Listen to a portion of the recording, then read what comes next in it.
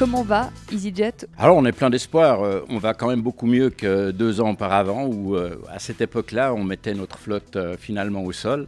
Et aujourd'hui, on a un grand espoir de voir le marché revenir et la demande revenir. Donc on a eu un hiver un petit peu compliqué avec l'arrivée du variant Omicron qui a évidemment causé une chute de la demande assez forte partout en Europe. Et depuis le mois de février, où les restrictions de voyage finalement se sont levées, on a vu une demande revenir et rebondir très fortement. Les prochaines grandes échéances pour vous, on est déjà sur l'été prochain ou c'est aussi le week-end de Pâques? Oui, mais alors les programmes sont disponibles. On travaille pratiquement à 12 mois par avance sur les programmes. Donc le programme de Pâques est établi.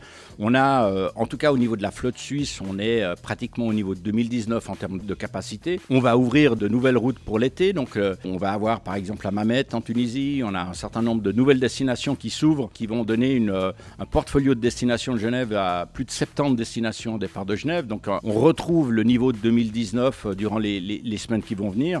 Donc effectivement, on travaille déjà nous sur 2023, savoir qu'est-ce que nous allons déjà faire en 2023. L'été 2022, évidemment, c'est ce qui nous occupe au quotidien, mais il faut regarder beaucoup plus loin. Et pour nous, effectivement, on est dans cette perspective continuelle d'amélioration de la desserte du réseau. On se retrouve dans un contexte de guerre, de conflit qui n'est pas très loin de chez nous. Est-ce que clairement, pour vous, ça change la donne? Ce qui se passe, c'est que c'est une incertitude supplémentaire qui vient se greffer à une incertitude liée au Covid pendant 2 ans.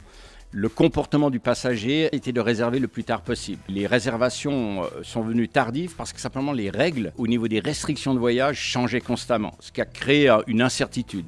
Aujourd'hui, la guerre en Ukraine est une incertitude qui crée ce même comportement. Alors, ce qu'on voit aujourd'hui simplement, c'est que les gens réservent tardivement, simplement parce qu'ils veulent attendre pour voir ce qui se passe. Et pour nous, c'est effectivement quelque chose sur lequel on doit s'habituer. Aujourd'hui, on ne peut pas dire que la guerre en Ukraine a changé la demande. Notre réseau n'est pas affecté en tant que tel. La destination la plus proche de la zone de conflit, c'est Cracovie.